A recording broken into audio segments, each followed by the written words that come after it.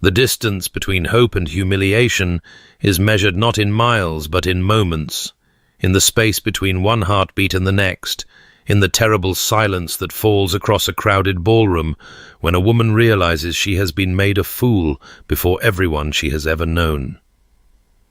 Eleanor Ashworth understood this truth with the intimacy of one who had lived it, who carried it still like a stone lodged beneath her ribs, and on this autumn evening, 2 years after her world had shattered, she sat alone in a modest rented room in an unfashionable corner of London, while rain lashed against the window glass and thunder rolled across the grey sky like a pronouncement of judgment. The storm outside seemed a fitting companion to the tempest of memory that would not release her, no matter how firmly she told herself that the past was done and dwelling upon it served no purpose, for even now she could close her eyes and find herself transported back to that midsummer ball, to the glittering chandeliers and the strains of a waltz and the rustle of silk gowns, to the moment when Lord Clarence Pemberton had approached her with an expression she had mistaken for tenderness, but which she now recognized as the particular satisfaction of a man about to rid himself of an inconvenience. She remembered the golden arrangement of his hair, the pale blue of his eyes that never quite warmed even when he smiled, the softness of his hands that had never known labor, and she remembered, too, how those hands had gestured dismissively as he spoke loud enough for the surrounding guests to hear every devastating syllable. "I'm afraid there's been a misunderstanding," he had said, and even now the words echoed through her memory with crystalline cruelty. "I cannot possibly marry a woman whose family will bring me nothing but creditors at my door. Surely you understand, Miss Ashworth. I must think of my future." The faces of the watching crowd had blurred into a sea of avid eyes and barely concealed whispers, and Eleanor had heard nothing but the thunder of her own heartbeat as Clarence turned his back and walked away, leaving her standing alone in her beautiful gown that had been purchased on credit they could no longer afford. Now, in her small room with its worn carpet and single window, Eleanor's fingers rose unconsciously to touch the small crescent-shaped scar at the corner of her left eyebrow, a habit so ingrained she rarely noticed she did it, and she straightened her spine despite there being no one present to witness her posture, for dignity was all she had remaining, and she would not relinquish it, even in solitude. Her father had died 3 months after that terrible night, an apoplexy brought on, she privately believed, by the shame of their ruin and her public humiliation, and her mother had been gone for years before that, leaving Eleanor entirely alone in a world that had no place for a gentlewoman without fortune or prospects. Love, she had concluded in the bitter months that followed, was a luxury she could not afford, a beautiful illusion that existed only for those wealthy enough to indulge in fantasy, and she would waste no more of her dwindling resources hoping for what would never come. Morning arrived, not with the gentle promise of renewal, but with the grudging grey light of an autumn sky, still heavy from the storm that had raged through the night. And Eleanor woke in her narrow bed to find the rain had ceased, but left its mark upon the world in streaked window panes and the persistent drip of water from the eaves, a melancholy percussion that seemed to mark the passing seconds of a life grown too quiet and too small. She rose and dressed with the efficient movements of a woman who had learned to manage without a lady's maid, fastening the buttons of her dove-grey dress with fingers that did not tremble despite the cold of the room, for she had long ago ceased to waste coal on warming her bedchamber, when the small sitting-room sufficed for both economy and dignity.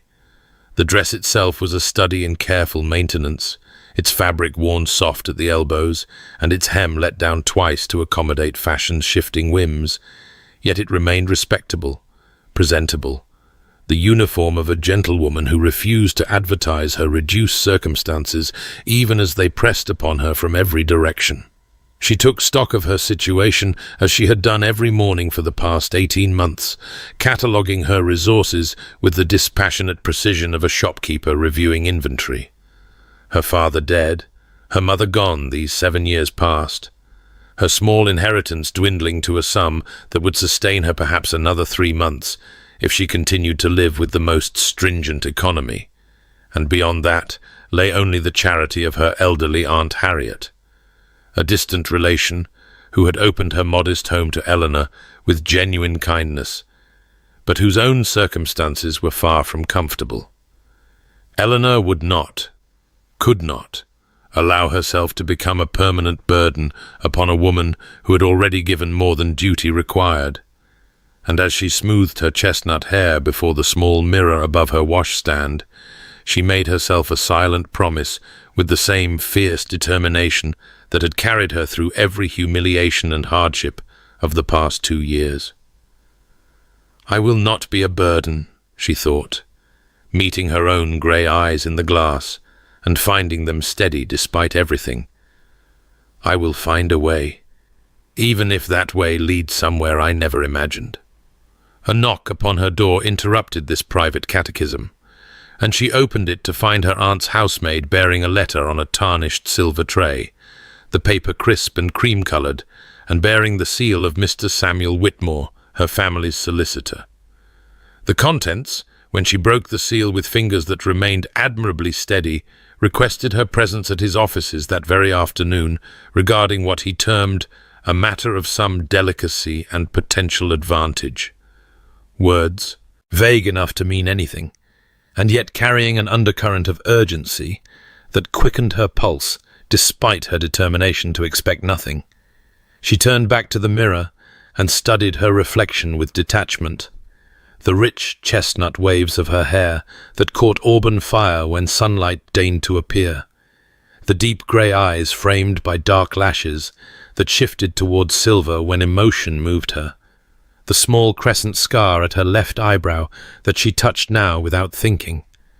And she lifted her chin and practiced the composed expression that had become her armour against a world that had already shown her how quickly everything could be lost.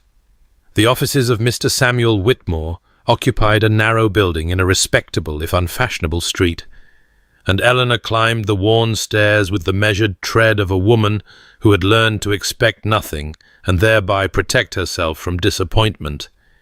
Yet even this hard-won composure could not entirely suppress the flutter of something that might have been hope beneath her breastbone as she considered what matter of delicacy and potential advantage might await her behind the solicitor's door.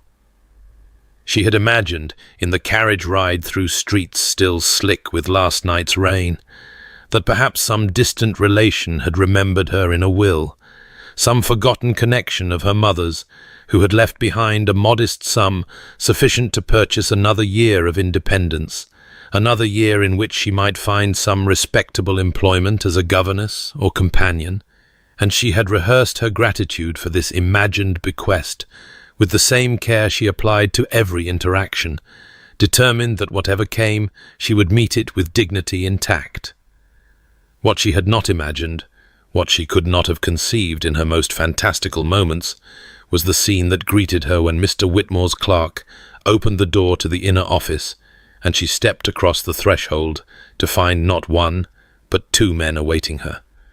The solicitor rising from behind his desk with an expression of barely concealed nervousness, while by the window stood a figure that seemed to absorb the grey light and transform it into something darker and more commanding, a tall, broad-shouldered man whose presence filled the modest room in a way that made the walls themselves seem to shrink back in deference. Eleanor knew him by reputation before Mr. Whitmore spoke his name, Lord Henry Blackwell, the Duke of Ashworth, a man whose fearsome coldness was whispered about in drawing-rooms she no longer frequented, whose first wife had died in circumstances tragic enough to fuel endless speculation, whose wealth was matched only by his apparent determination to hold himself apart from the society that would have welcomed him with open arms had he deigned to extend his hand. He turned from the window as she entered, and she felt the weight of his gaze like a physical pressure, dark blue eyes that appeared nearly black in the dim light assessing her with an intensity that made her fingers rise unconsciously to touch the crescent scar at her eyebrow, before she caught herself and forced her hand back to her side. Mr. Whitmore was speaking, explaining in halting phrases that his Grace required a wife for reasons of practicality and succession, that the Dowager Duchess's health made the matter of an heir increasingly urgent, that society's expectations demanded he emerge from his long mourning. But Eleanor heard these words as if from a great distance, because the Duke himself had begun to move toward her with the deliberate stride of a man who wasted nothing, not words, nor movement, nor time. And as he drew near, she caught for the first time the scent of him, sandalwood and cedar with an underlying note of leather, a warm, masculine fragrance that seemed entirely at odds with his reputation for ice. "Miss Ashworth," he said, and his voice was low and resonant, a baritone that might have been pleasant had it carried any warmth. "I will speak plainly, as I suspect you would prefer plain speaking to the usual social dissembling. I am offering you a marriage of convenience, my name and my protection and my fortune, in exchange for your presence at my side and the appearance of a proper duchess. And I give you my word, Miss Ashworth, I will never give you cause to regret this arrangement. You will want for nothing. You will be safe. I ask nothing of you but the use of your name beside mine." His jaw tightened as he finished speaking, and Eleanor realized he was waiting for her answer with the rigid stillness of a man bracing for refusal. And in that moment she understood that whatever his reasons for choosing her, reasons Mr. Whitmore had not explained and which she could not begin to fathom, he was offering her the one thing she had ceased to hope for, a future that did not depend upon charity or slow genteel starvation, a life in which she might stand with her spine straight, not from desperate pride, but from genuine security. And though her heart whispered warnings about the dangers of binding herself to a man of ice, her practical mind recognized that love was a luxury she had already forsworn, and that safety, true safety, was worth more than any romantic dream she had long ago abandoned. The question rose to her lips before prudence could restrain it, emerging with a steadiness that surprised her even as she spoke. "Why me, Your Grace?" And she watched his dark blue eyes flicker with something that might have been approval at her directness, before his expression resumed its careful blankness. His voice, when he answered, carrying the same clipped efficiency with which he had delivered his proposal, as though he were discussing the terms of a business arrangement rather than the joining of two lives. "You are well bred, Miss Ashworth. Your family name remains respectable despite your current circumstances. Your reputation is intact, and you are—" Here he paused, and she thought she saw his jaw tighten almost imperceptibly, unlikely to harbour romantic expectations that would complicate what is, at its foundation, a practical arrangement. Eleanor absorbed these words with the same composure she had cultivated through 2 years of whispered pity and averted gazes, understanding that he was offering her honesty rather than flattery, and finding in that honesty a strange kind of respect that the flowery compliments of her former betrothed had never contained.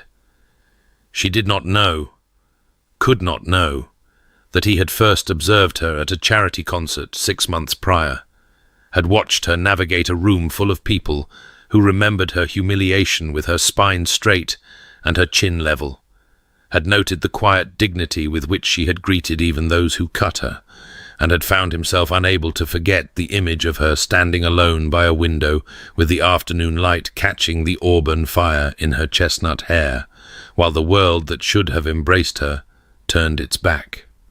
What she knew was simpler and more immediate, that the man before her offered safety without pretense, security without the false promise of affection, and that in her current circumstances such an offer was not merely acceptable but miraculous.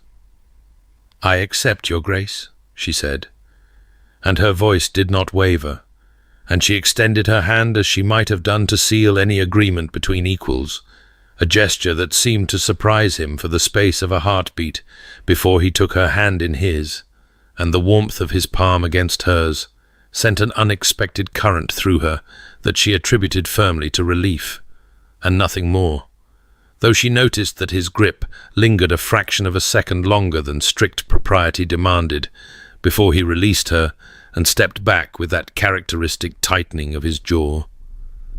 The remainder of the meeting passed in a blur of arrangements and dates and settlements that Mr. Whitmore detailed with evident relief.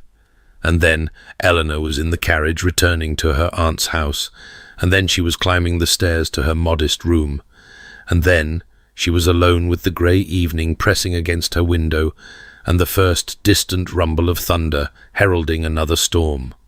She stood before the small mirror and met her own eyes, grey shifting towards silver in the fading light, and she made herself a promise, with all the fierce determination that had carried her through every trial of the past 2 years. I will not love him.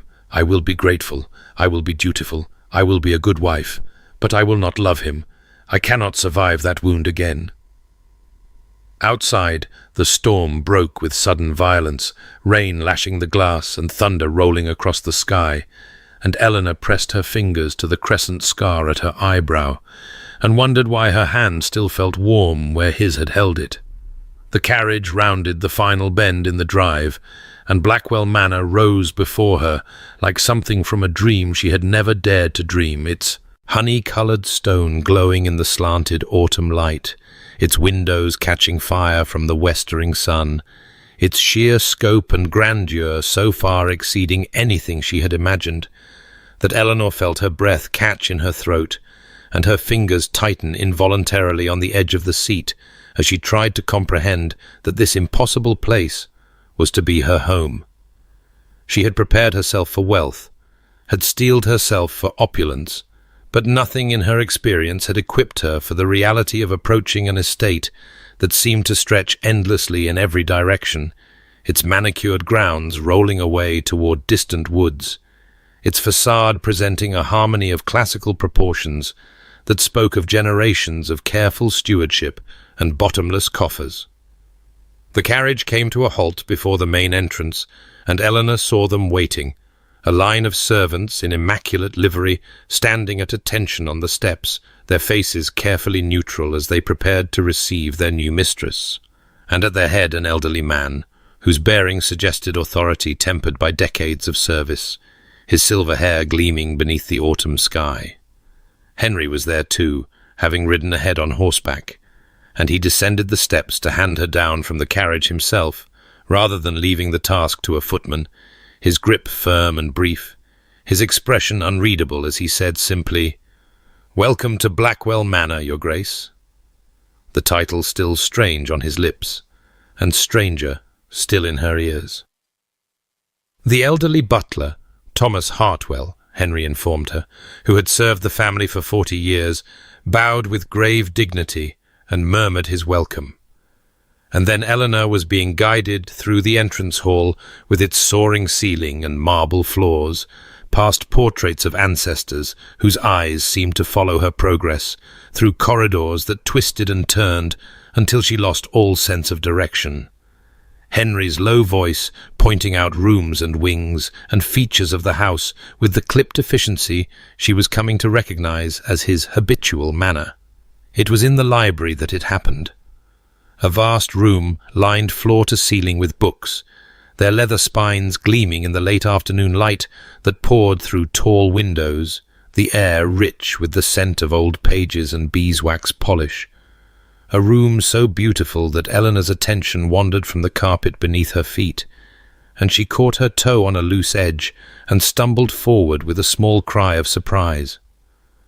His hand was on her elbow before she could fall, steadying her with a grip that was warm even through the fabric of her sleeve, and for a moment that seemed to stretch beyond its natural boundaries, she was aware of nothing but the pressure of his fingers and the scent of sandalwood and cedar that surrounded him, and the way his dark blue eyes met hers with an intensity that made her forget to breathe. Then his jaw tightened in that way she had observed before, and he released her abruptly, stepping back as though her touch had burned him, his voice stiff as he said, "The library is yours to use as you wish. I understand you are fond of reading." And she wondered how he knew this, what else he might have noticed about her that she had not realized he was observing. He left her then, to settle into her chambers, and Eleanor stood alone in the library, surrounded by more books than she had ever seen in one place, her hand rising without conscious thought to touch the spot on her elbow, where his warmth still seemed to linger. And she told herself firmly that the flutter beneath her breastbone was merely the natural surprise of a stumble and a catch, merely the disorientation of finding herself in a place so grand it seemed unreal, and certainly not, absolutely not, the first treacherous stirring of something her heart had promised never to feel again. The summons came on the morning of her third day at Blackwell Manor, delivered by Thomas Hartwell with the grave courtesy that seemed to characterize his every interaction, his silver head inclining as he informed her that the Dowager Duchess would be pleased to receive her in the private sitting-room at her earliest convenience, and Eleanor felt her stomach tighten with apprehension, even as she rose from the breakfast table and smoothed her skirts with hands that trembled only slightly, for she had been dreading this meeting since her arrival, had lain awake imagining the cold scrutiny of a woman who must surely resent the stranger her son had installed in her beloved daughter-in-law's place. She followed Thomas through corridors that were becoming marginally less labyrinthine with each passing day, her fingers brushing unconsciously against the crescent scar at her eyebrow as she prepared herself for judgment, for disappointment, for the particular cruelty of a mother defending her son's memory of a perfect first wife against the inadequate replacement who had been chosen for practical reasons rather than love. The sitting-room door opened, and Eleanor stepped inside and found herself immediately enveloped in the delicate scent of lavender, a fragrance so reminiscent of her own mother's perfume that her throat constricted with unexpected grief. And through the blur of sudden emotion she perceived a woman rising from a chair by the fire.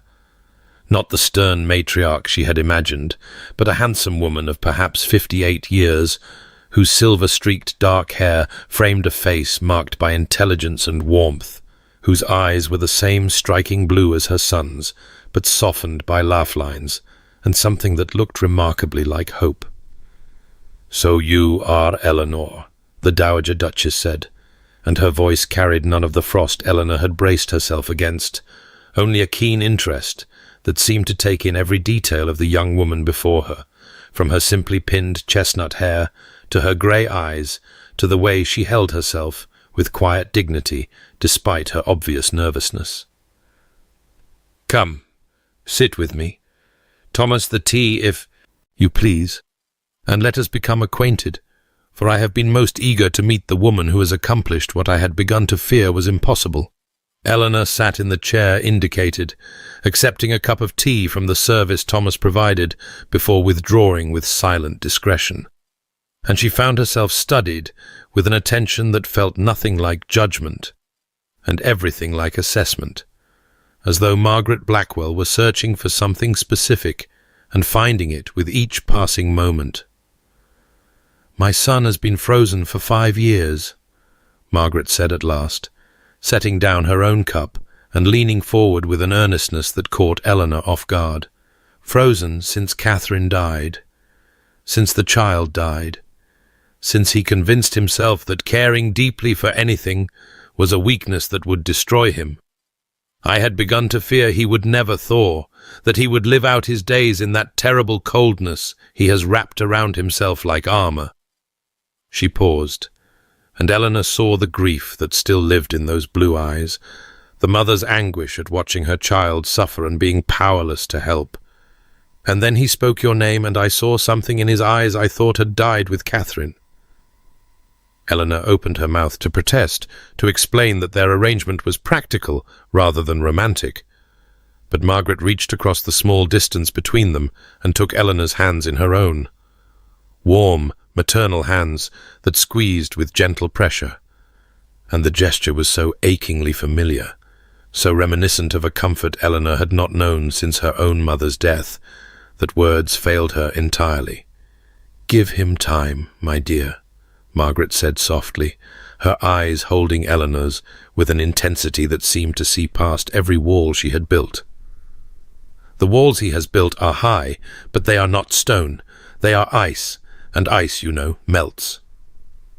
Eleanor left the sitting room an hour later, with her understanding of Henry Blackwell fundamentally altered, with an unexpected ally in the mother-in-law she had feared, and with the first fragile tendrils of something that felt dangerously like hope taking root in the heart she had sworn to keep protected.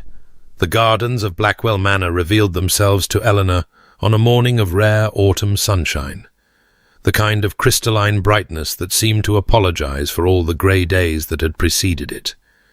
And she found herself walking the gravel paths with something approaching contentment as she breathed in the crisp air scented with dying roses and damp earth, and the particular sweetness of leaves beginning their slow surrender to the season.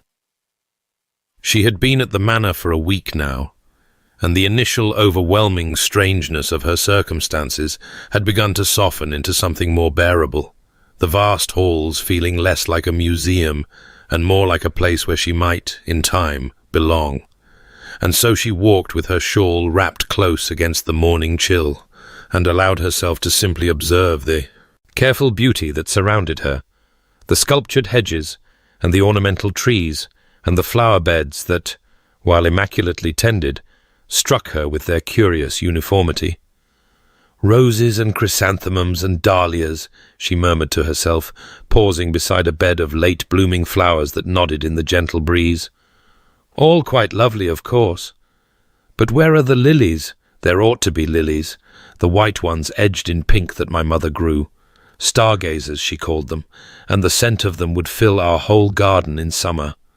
And she did not realize that she was speaking aloud, did not notice the tall figure who had paused on the path behind her, did not see the way Henry Blackwell's expression shifted almost imperceptibly as he listened to words she thought she was saying only to herself.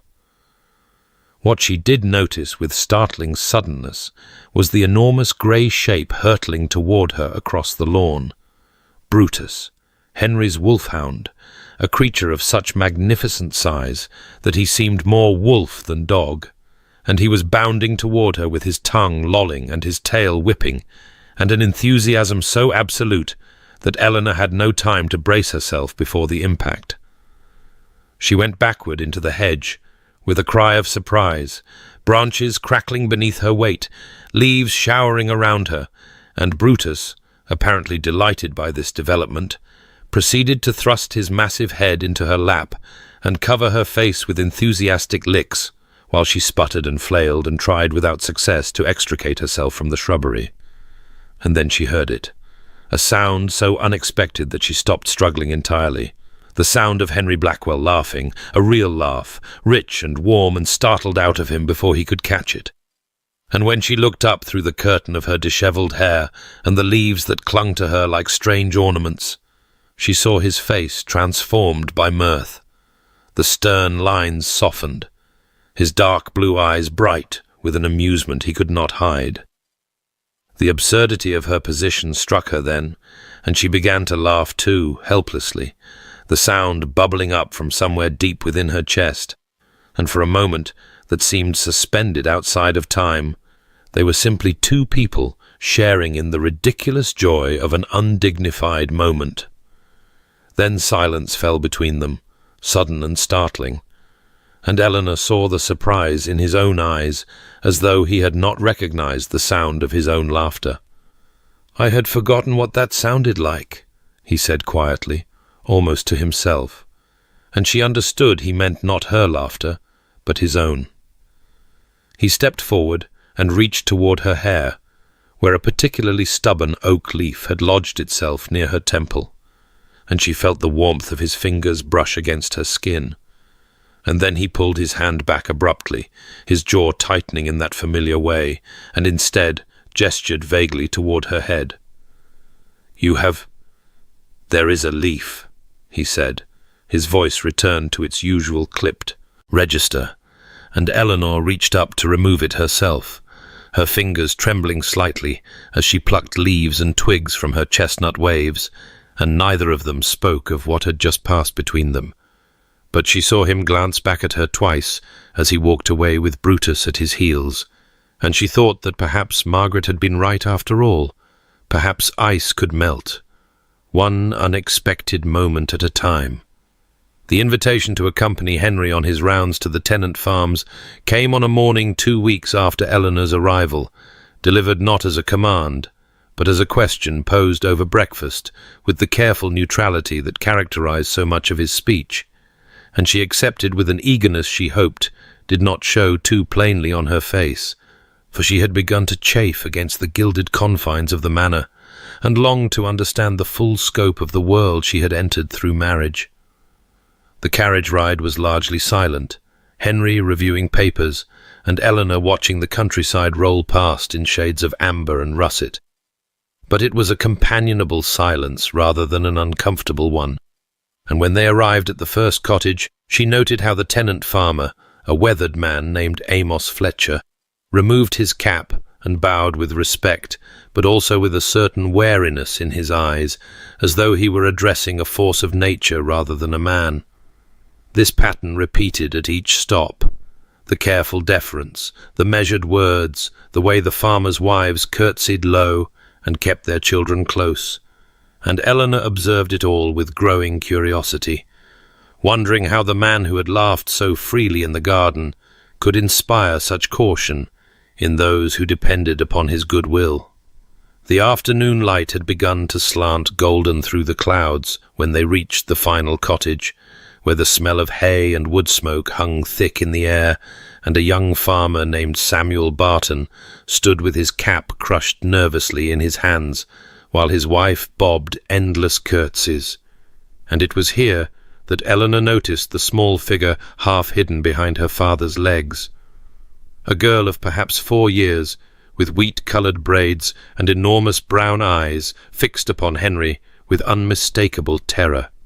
Eleanor had stepped aside to examine a climbing rose that grew against the cottage wall, giving Henry space to conduct his business.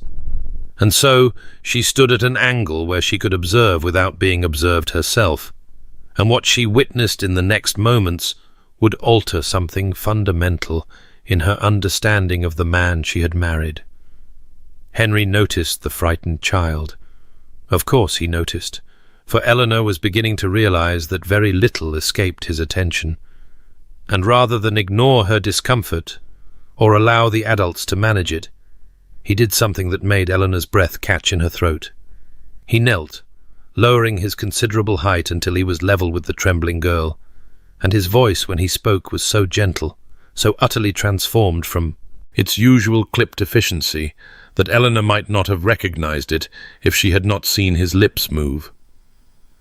"There's nothing to fear from me, little one," he said softly, and from his coat pocket he produced a small wrapped sweet, offering it on his open palm, as one might offer a treat to a skittish creature. "I'm not nearly as frightening as I look." The child, Bessie her mother called her, hesitated for a long moment, then reached out with a tiny hand and took the sweet, and when she giggled at the Duke's conspiratorial wink, Henry smiled, truly smiled, the expression transforming his stern features into something warm and almost boyish. And Eleanor pressed her hand to her heart and turned away before he could see the tears that had sprung unbidden to her eyes, understanding now with perfect clarity that the coldness the world saw was armor, only armor, and beneath it beat a heart capable of extraordinary tenderness. The morning light fell soft and grey through the tall windows of Eleanor's private sitting-room, that gentle illumination of early autumn that seemed to wrap the world in quietude, and she had just settled herself at the small writing desk with the intention of composing a letter to her aunt, when the door opened and Thomas Hartwell entered, bearing a crystal vase filled with flowers that made her heart stop utterly in her chest. They were lilies, stargazer lilies, their broad white petals blushed with pink at the edges, their stamens heavy with rust-coloured pollen, and the scent of them reached her before she could form words, that sweet and heady fragrance that she had not encountered since childhood, since the garden behind the house where her mother had knelt in the dirt, with her sleeves rolled up and her face turned toward the sun. "His Grace has given orders that fresh lilies are to be placed in your sitting-room each morning, madam," Thomas said, setting the vase upon the table near the window where the light would catch the delicate petals. and his aged face bore an expression of quiet satisfaction as he continued. He was most particular about the variety, white, with pink edges. He said you mentioned once that they reminded you of your mother's garden. Eleanor could not speak for a long moment. Her fingers pressed to her lips as she stared at the flowers that seemed impossible, miraculous, a fragment of her lost world, somehow restored to her in this new one. And when she finally found her voice, it emerged rough with emotion she could not entirely suppress. "Thank you, Thomas," she managed, and the butler inclined his silver head with the particular dignity that characterized his every movement, before withdrawing and leaving her alone with the lilies and the memories they conjured. Her mother's hands, her mother's laugh, the way the summer garden had smelled when the stargazers bloomed in profusion along the back wall. She barely remembered mentioning them, had spoken the words to herself in the garden that morning. With Brutus, had not known anyone was listening, and yet Henry had heard, had remembered, had acted, and the knowledge of it bloomed in her chest like the flowers themselves, warm and startling, and impossible to ignore.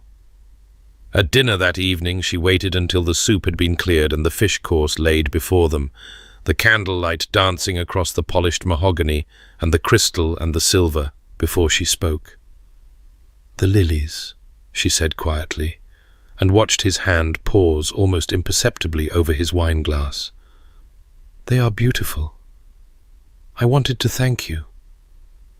Henry's dark blue eyes met hers for a moment that stretched like honey, something unguarded flickering in their depths, and then he looked away toward the window, where the evening sky was fading from rose to violet. "The gardens needed variety," he said, his voice gruff, dismissive. But she had learned to read him now, had seen behind the armor to the tenderness it concealed, and she understood that this was simply his way, to give without fanfare, to care without confession, to show rather than speak. She touched the crescent scar at her eyebrow and allowed herself, for the first time, to feel something that might have been hope.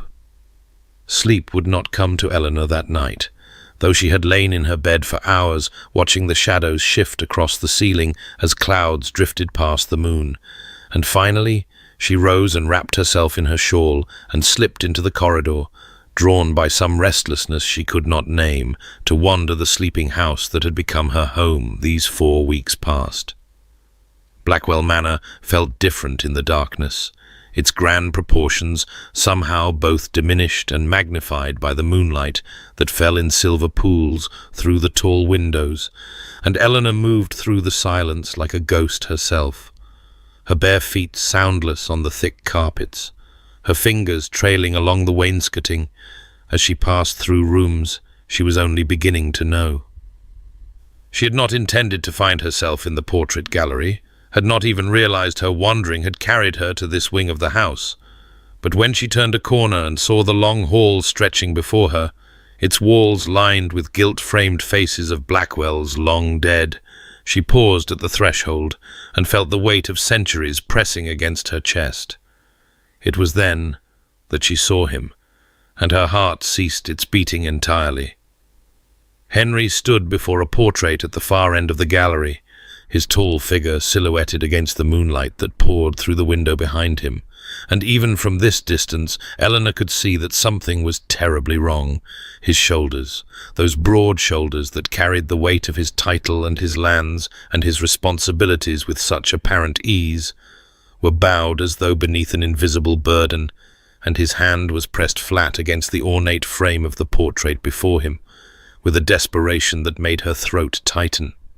She should have retreated, should have slipped away before he sensed her presence, but she could not move, could not look away from this glimpse of private anguish that he would never willingly have shown her, and so she stood frozen in the shadows, and watched as the Duke of Ashworth grieved alone in the moonlit dark.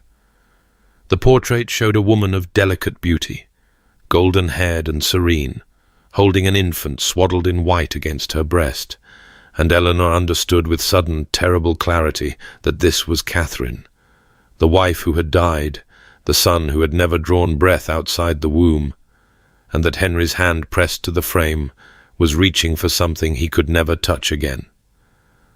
He has not healed, Eleanor thought, her own hand rising to press against her heart as though she could contain the ache that bloomed there.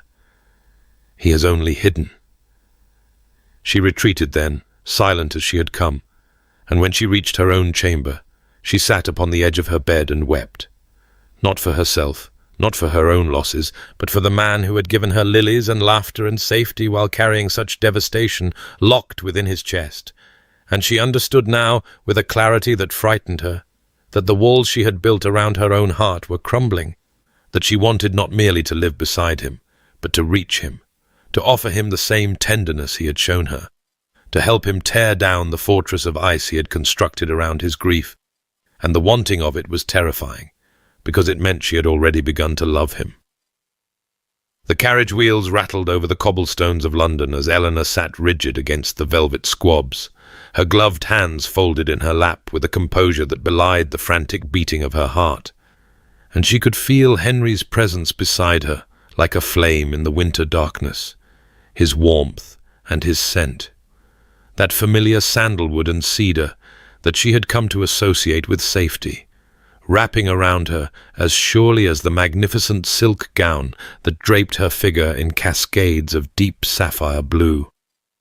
He had insisted upon the gown, upon the sapphires at her throat and ears, upon the delicate pins that held her chestnut waves in an elaborate arrangement that the lady's maid had spent an hour perfecting, and when Eleanor had protested that such finery was excessive, he had merely said, his voice carrying that clipped efficiency she now recognized as his armor, that it was appropriate for a duchess to dress as one, nothing more.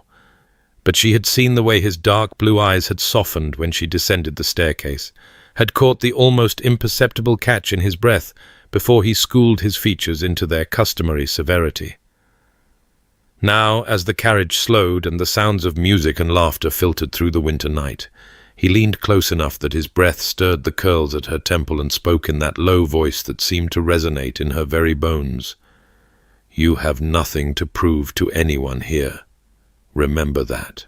Eleanor turned to meet his gaze, finding in those midnight depths something that might have been concern, might have been pride, might have been something else entirely that she dared not name. And she nodded once before the carriage door opened, and the footman handed her down into the blazing light of the Kensington townhouse. The ballroom swallowed them in a tide of candlelight and music, hundreds of tapers glittering in crystal chandeliers that cast dancing shadows across the silk-papered walls, and Eleanor felt the weight of every gaze that turned toward them as Henry guided her forward with his hand pressed warm and steady against the small of her back, proprietary, protective, a silent declaration that she belonged at his side. The whispers followed them like a trailing perfume. But as Eleanor listened, she realized with dawning wonder that these were not the whispers she remembered from 2 years ago, not the pitying murmurs and cruel speculation that had followed her humiliation. These were whispers of envy, of admiration, of grudging respect for the woman who had risen from disgrace to duchess. She was no longer poor Miss Ashworth with her dowry of debts. She was Her Grace, the Duchess of Ashworth, and the transformation dizzied her even as it steadied something deep within her chest. Margaret caught her eye from across the room and inclined her silver head with a smile of quiet satisfaction, and Eleanor felt herself begin to breathe more easily, felt the tension in her shoulders unknot. And then she saw him. Clarence Pemberton stood near the refreshment table with his wife Viola on his arm, her brittle beauty sharp as glass in the candlelight. And when his pale blue eyes found Eleanor across the crowded room, his expression shifted from surprise to something calculating, something hungry, and Eleanor's hand rose unconsciously to touch the crescent scar at her eyebrow as the past and present collided in her chest. The moment Henry stepped away to speak with an elderly earl who had claimed his attention with some matter of parliamentary business, Eleanor felt the shift in the air like a change in pressure before a storm, and she knew even before she turned her head that Clarence Pemberton was approaching, his golden hair gleaming in the candlelight, his pale blue eyes fixed upon her with an expression that made her skin crawl with the memory of humiliation. And yet she did not retreat, did not lower her gaze, but stood her ground with her spine straight and her chin level as he came to stand before her with that smile she had once thought charming, and now recognized as the shallow mask it had always been. "Eleanor," he said, his voice carrying that familiar tone of easy possession, as though 2 years had not passed, as though he had not shattered her before 100 witnesses, as though she were still the desperate girl with nothing to offer but her heart. "How well you look, though I confess I am not surprised, given your remarkable change in circumstances." She said nothing, merely watched him with grey eyes that had learned to reveal nothing, and her silence seemed to unsettle him, for he pressed on with increasing boldness. "I suppose you owe me thanks, really, when one considers the matter properly. After all, had I not released you from our understanding, you would never have caught the eye of Ashworth. And look at you now, dripping in sapphires and silk." The cruelty of it stole her breath. That he could stand before her and claim credit for her happiness. That he could rewrite history to cast himself as her benefactor rather than her destroyer. And her hand rose unconsciously toward the scar at her eyebrow before she caught herself and forced it back to her side.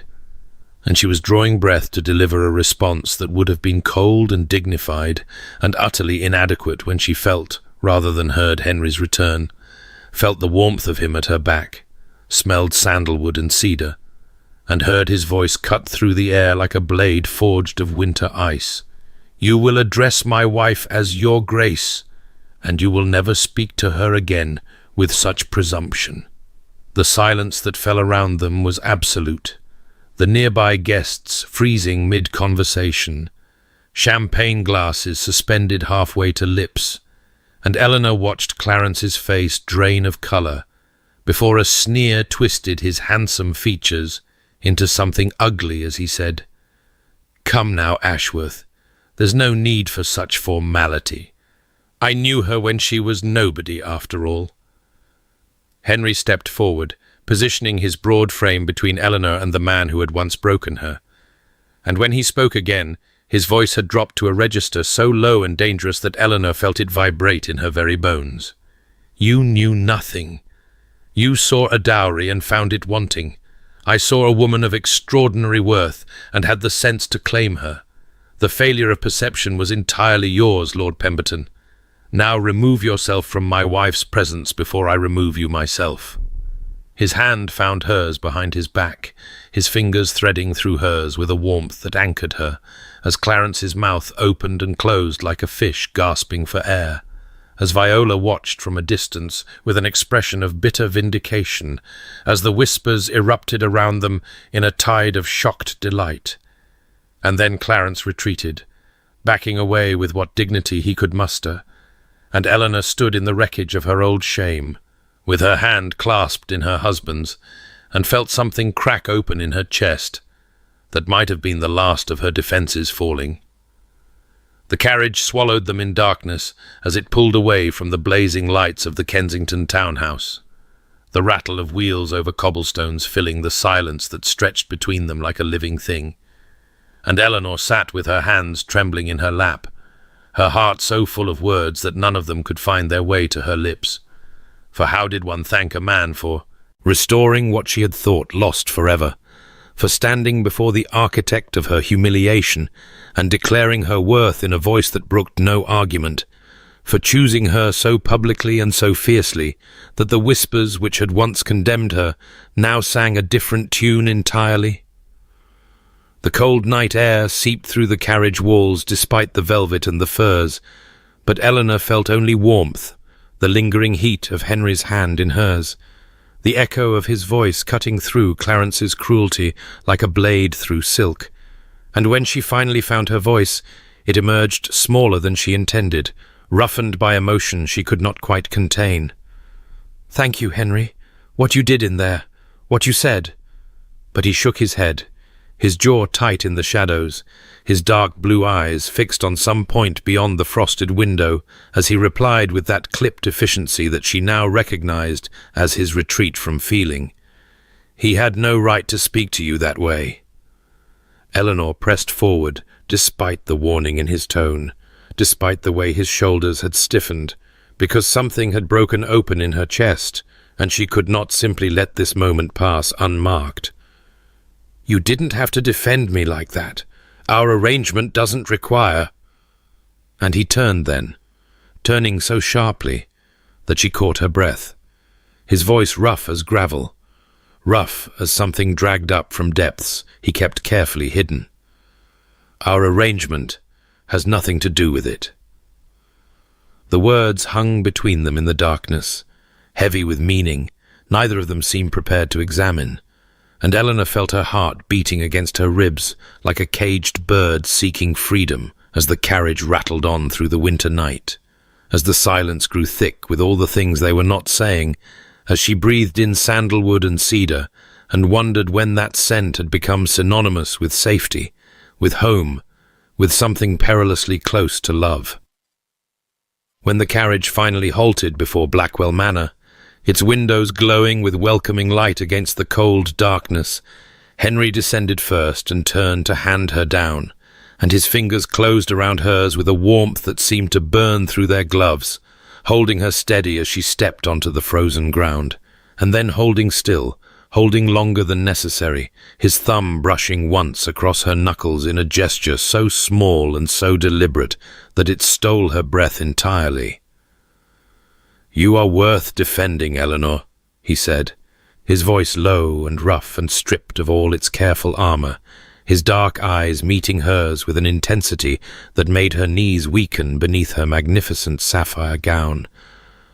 "I would have you know that." And then he released her hand and walked away into the house, his broad shoulders disappearing through the doorway before she could find words to answer, leaving her standing alone in the winter cold, with her heart cracking open, and the terrifying, exhilarating certainty that whatever existed between them had just become something far more dangerous than any arrangement.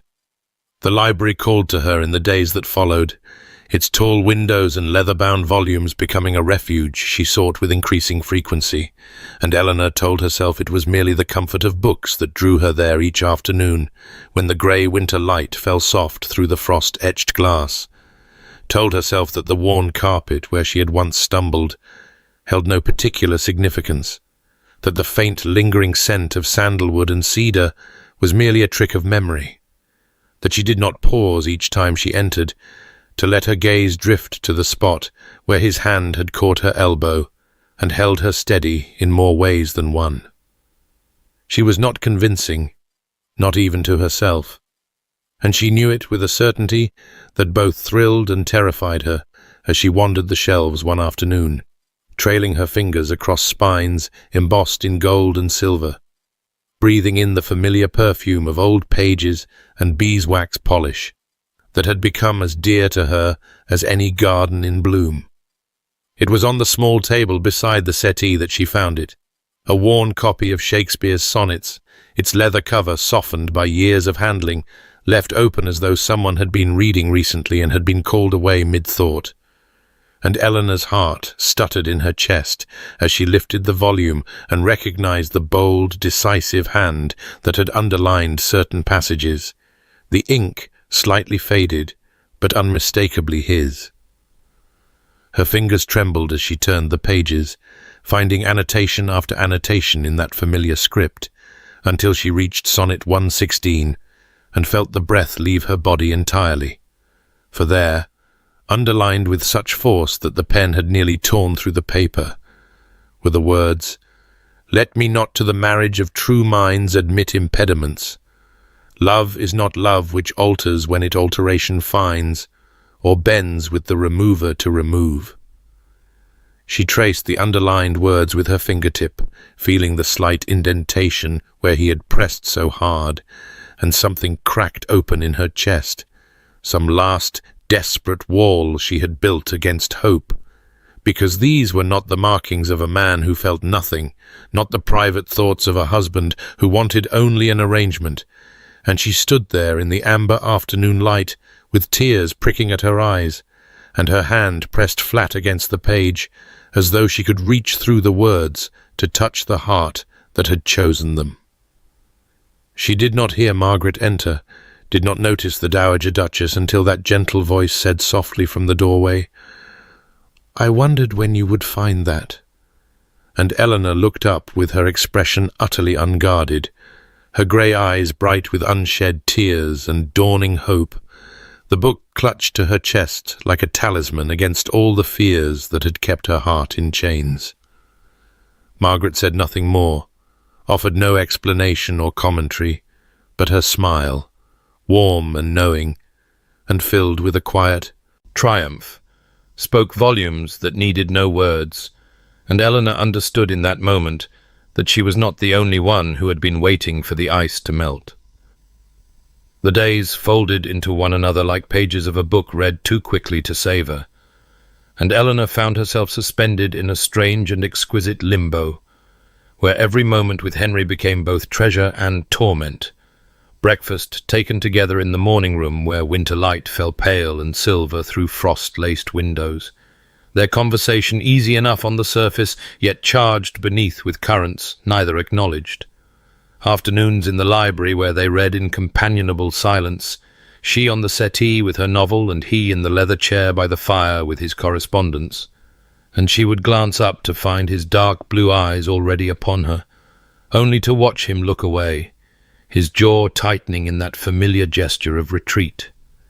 Evenings before the great hearth in the drawing-room, where the flames cast dancing shadows across his stern features, and she traced the lines of his profile with her gaze while pretending to focus on her embroidery, memorizing the way firelight softened the hard planes of his face, the way his hands, those large, warm hands she dreamed of now, turned the pages of his book with such deliberate care. The household staff moved around them like benevolent ghosts, Thomas Hartwell appearing with tea at precisely the right moments, the maids ensuring fires blazed in every room against the deepening cold that pressed against the windows and turned the gardens to sculptures of ice and silence, and Eleanor existed within this cocoon of warmth, while something far more dangerous than winter's chill worked its way through every defense she had built.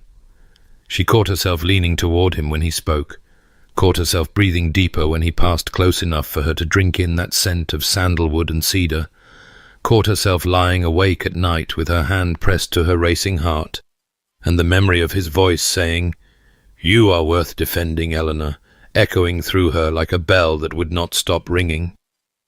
And it was on a morning, when she stood at the window, watching him cross the frozen garden toward the stables, his dark coat stark against the white landscape, that the truth she had been fleeing finally caught her and would not let go. Her hand rose to touch the small crescent scar at her eyebrow, that unconscious gesture of vulnerability, and she whispered the words aloud to the empty room, as though speaking them might somehow make them less terrifying.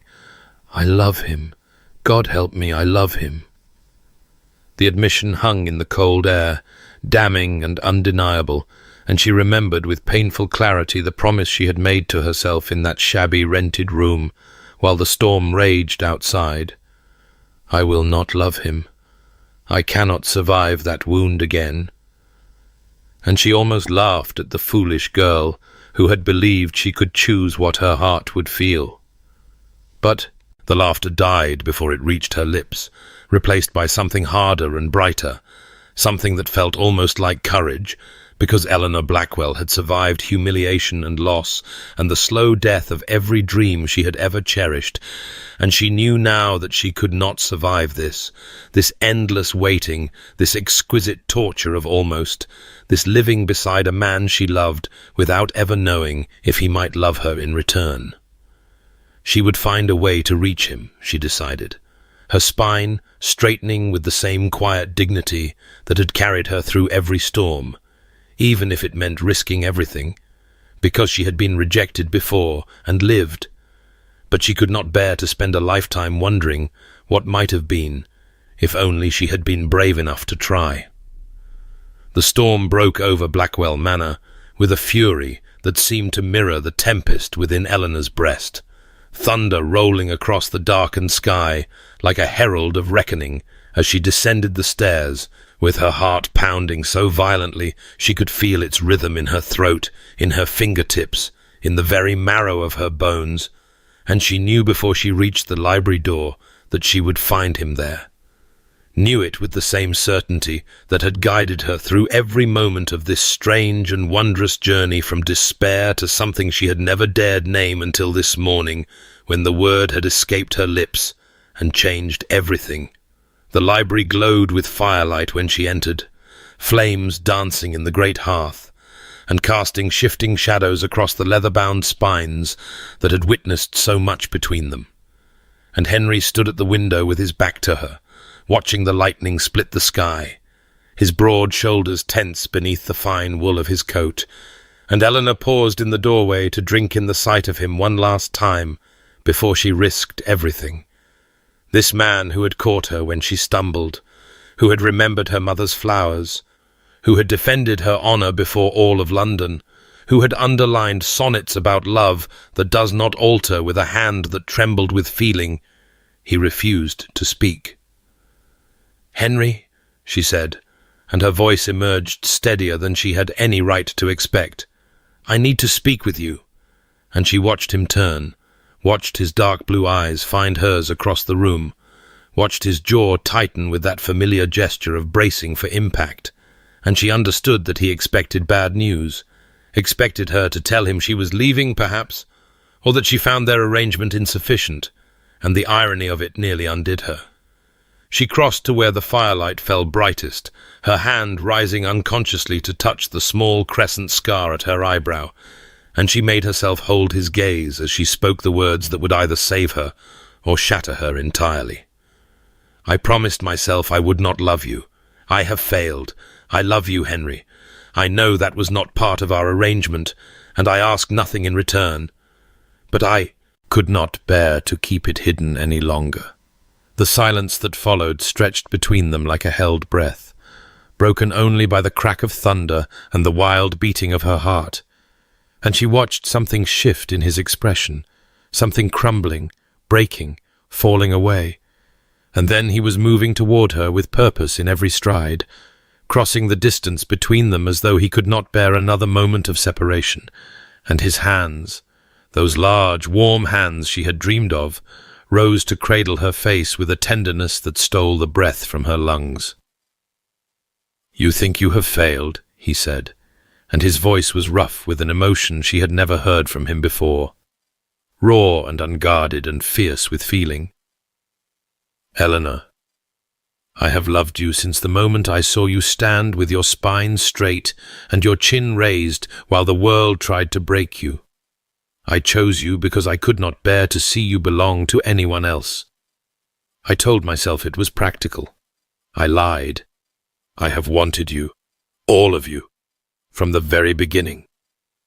His scent surrounded her, sandalwood and cedar and the leather of the saddle, and she felt tears spill down her cheeks as his thumbs brushed them away with heartbreaking gentleness, and when he spoke again, his voice had dropped to barely a murmur. "Love is not love which alters when it alteration finds. My love for you will not alter, Eleanor. It cannot." And then his mouth found hers, and the storm outside raged on unheeded, as Eleanor Blackwell discovered that some promises were made to be broken, and some walls were built only so that the right person might tear them down. The kiss deepened, and the world beyond the library walls ceased to exist, and when at last they drew apart, Eleanor found herself trembling, not with fear, but with the overwhelming relief of a burden finally set down after years of carrying its weight alone.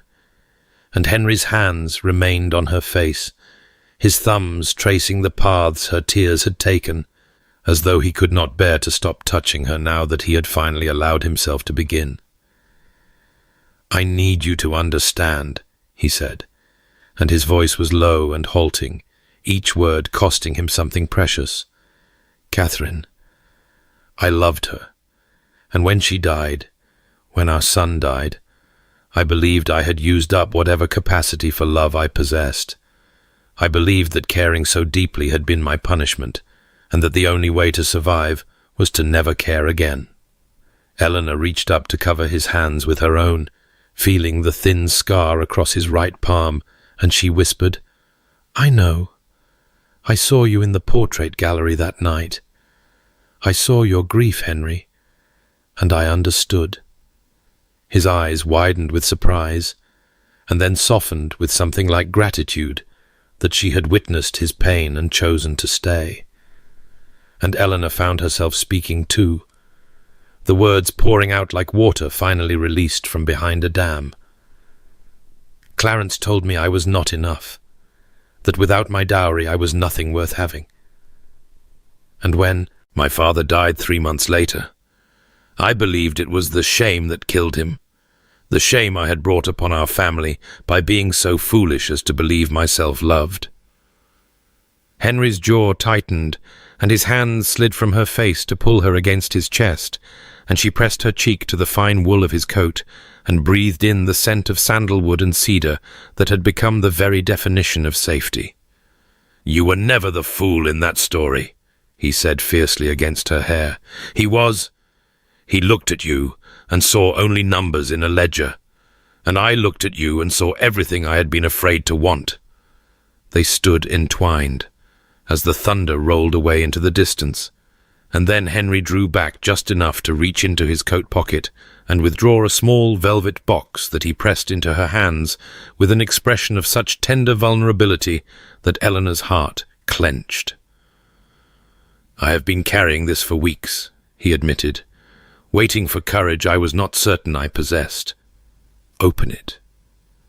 Her fingers trembled as she lifted the lid to reveal a delicate gold locket on a fine chain, and she opened it, expecting emptiness, only to find a miniature portrait so exquisitely rendered that the breath left her body entirely. Her mother's face gazed back at her, captured in perfect detail, the warm brown eyes and gentle smile Eleanor had feared she was beginning to forget. I wanted you to have her near, Henry said softly. You speak of her so rarely, but when you do, your whole face changes. She must have been remarkable to have raised you. Eleanor could not speak through the tears that overwhelmed her, and Henry gathered her close as she wept against his chest, his arms a fortress around her grief and joy alike. And when at last she raised her face to his, the kiss that followed was different from the first, slower, deeper, a promise sealed rather than a confession made. The fire crackled low as he led her from the library to his private chambers, and the storm that had raged so fiercely began to break apart beyond the windows. Clouds parting to reveal stars scattered across the clearing sky like diamonds strewn on velvet, and Eleanor surrendered to the warmth of his hands and the tenderness of his touch and understood at last that she had been wrong about everything. This was not a wound she must survive, but a healing she had been waiting for all her life. And as the final distant thunder faded into silence, she thought of the frightened girl who had promised never to love again and smiled against Henry's lips, grateful beyond measure that some promises were made to be broken. The grand ballroom of the Ashworth London townhouse blazed with the light of 1,000 candles on the night Eleanor made her first appearance as a woman truly loved, and she felt the weight of every gaze that turned toward them as Henry led her through the glittering crowd, with his hand resting at the small of her back, in a gesture that spoke of possession and pride and something far deeper than the arrangement that had first bound them together. And she knew without needing to look that his dark blue eyes softened each time they found her face, because she could feel the warmth of his attention like sunlight after a long winter. And indeed, winter it had been. Years of it, cold and lonely and stripped of hope. But now spring whispered through her veins and showed itself in the flush of her cheeks and the quiet confidence of her bearing as she moved through the crowd in a gown of deep sapphire silk that caught the candlelight like water-catching moonbeams, finer than anything she had ever worn, and finer still than the pale pink confection Lady Viola Pemberton wore across the room with such brittle desperation. The locket rested warm against Eleanor's throat, her mother's portrait pressed close to her heart. And when Henry's fingers interlaced with hers in full view of the assembled company, a gesture so unprecedented that she heard the sharp intake of breath from nearby matrons, she tilted her head slightly to the left and smiled at him with all the joy she had once believed herself incapable of feeling. Margaret stood near the refreshment table with Lady Henrietta Thornton, the Dowager Duchess's oldest friend, and Eleanor heard her mother-in-law's voice carry with deliberate clarity across the space between them. "I told her the ice would melt. I did not expect it to become a river." And the warmth in Margaret's tone wrapped around Eleanor like an embrace as she turned to meet the older woman's knowing gaze, and found there a satisfaction so complete it bordered on smugness. The whispers that followed Eleanor now were nothing like the cruel murmurs that had haunted her 2 years past. These were whispers of admiration, of envy, of wonder at the transformation of the cold Duke and his practical bride into something that looked remarkably like a love match. And Eleanor let them wash over her like music, as Henry drew her onto the dance floor and held her closer than propriety strictly allowed, his breath warm against her temple as he murmured words meant only for her. Across the ballroom she glimpsed Clarence Pemberton standing rigid beside his wife, his golden hair dulled and his handsome face grown haggard with the particular exhaustion of a man who has gotten exactly what he deserved, and Viola's beautiful features twisted with a bitterness that aged her beyond her years, as she watched Eleanor sweep past in the arms of a duke who looked at his duchess as though she were the only woman in the world. And Eleanor felt no triumph at their misery, only a distant pity for two people who had looked at ledgers instead of souls, and found themselves bankrupt in all the ways that mattered, while she, the disgraced Miss Ashworth, who had once stood alone in a ballroom with whispers erupting around her, had somehow stumbled into a fortune beyond counting. She had been chosen, truly chosen, and the man who had chosen her was even now pressing a kiss to her gloved fingers, with a smile that transformed his stern face into something breathtakingly beautiful, and Eleanor knew with absolute certainty that the best was only beginning. 5 summers had painted Blackwell Manor in colours Eleanor could never have imagined during those grey autumn days when she had first arrived as a bride of convenience, with her heart locked away behind walls she had believed impenetrable. And now she stood at the edge of the garden where the gravel path gave way to soft grass, and watched her son William chase his younger sister Catherine through the very hedge that had once sent her tumbling into leaves and laughter, and the first crack in her husband's armour, the children's delighted shrieks rising into the warm afternoon air, like music composed specifically for her joy. And she pressed her hand to her chest, where the locket rested, as it always did, her mother's portrait warm against her skin, and felt the tears prick at her eyes, not from sorrow, but from a gratitude so profound it sometimes stole her breath entirely. The gardens had been transformed in these 5 years, every bed now overflowing with stargazer lilies that nodded their white and pink heads in the gentle breeze, their sweet fragrance perfuming the air until the entire estate seemed wrapped in the scent of her mother's memory.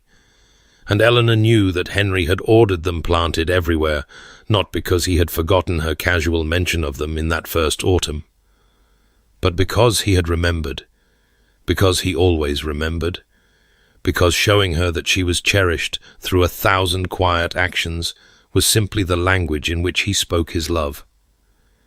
She felt him before she heard his footsteps, that awareness of his presence that had grown only stronger with each passing year, and then his arm slid around her waist and drew her back against the solid warmth of his chest, and she leaned into him with the ease of a woman who had learned at last what it meant to be safe. On the terrace behind them, Margaret sat in her favourite chair, with Thomas Hartwell standing at respectful attention nearby, and Eleanor heard the Dowager Duchess speak in that carrying voice that had never lost its sharpness, despite the silver threading through her hair. "She saved him," Margaret said quietly, and Thomas inclined his silver head with the gravity of a man who had witnessed the transformation from its very beginning, and replied, "They saved each other, Your Grace. They saved each other." Henry's hand found Eleanor's where it rested on the locket, his fingers warm and familiar as they covered hers, and he turned her gently in his arms until she faced him, until she could see the way the summer light caught the deep blue of his eyes and softened them to something like the sky reflected in still water. "What are you thinking?" he asked, and his voice was low and tender, the voice he used only for her and the children, and Eleanor touched the small crescent scar at her eyebrow, that old habit she had never quite broken, before she answered, "That I almost didn't say yes, that I almost let fear choose for me." Henry kissed her temple with the reverent gentleness that still made her heart flutter after 5 years and 2 children, and countless quiet evenings in the library, where their story had truly begun. And when he spoke, his breath was warm against her skin. "But you didn't, Eleanor. You chose." The twilight settled over Blackwell Manor like a benediction as Eleanor climbed the stairs with the particular contentment of a woman who had tucked 2 sleeping children into their beds and pressed kisses to foreheads still flushed with the exertions of a summer afternoon, and she knew before she reached the library door that she would find Henry there, because she had learned the rhythms of him as surely as she had learned the rhythms of her own heart. And indeed, when she pushed open the door, he was seated on the settee before the windows, where the last amber light of evening poured through the glass like honey, and in his hands rested the worn copy of Shakespeare's sonnets, with its cracked leather spine and its pages soft from years of turning.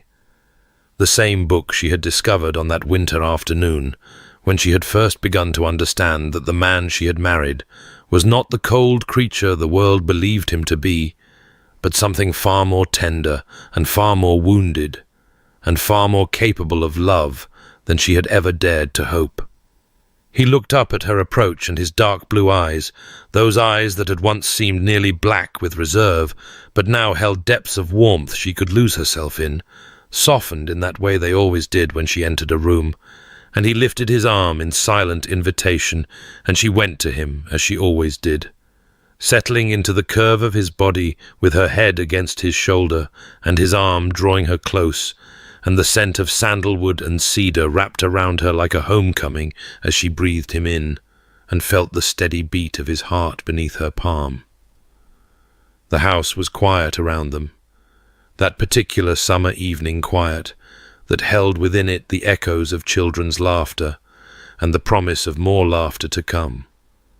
And Eleanor found herself thinking of another evening 5 years past, when she had sat alone in a rented room while rain lashed the windows and thunder rolled across a grey sky, when she had believed herself broken beyond repair and had promised herself she would never love again because she could not survive another wound, and she wished with a sudden fierce tenderness that she could reach back through the years and take that frightened girl by the hand and tell her, hold on, the best is coming, the very best is coming, and it will be more than you ever imagined, and all you must do is be brave enough to choose." Henry pressed a kiss to her hair, and she tilted her head to look up at him, and he smiled, that rare and beautiful smile that had once been locked away behind walls of ice, but now appeared with a frequency that still made her catch her breath, and she knew that every moment of sorrow had led her here, to this library, to this man, to this life overflowing with more joy than her wounded heart had ever believed possible. And so, dear listener, their story finds its rest, not an ending, but a continuing, for love, true love, does not conclude, but deepens and grows until it becomes the very air one breathes. And Eleanor Blackwell, Duchess of Ashworth, learned that the heart is braver than we know, that walls of ice can melt, and that sometimes the most practical choice becomes the most passionate one. And may you too find the courage to choose and to be chosen. And thank you. Thank you for walking this path with us.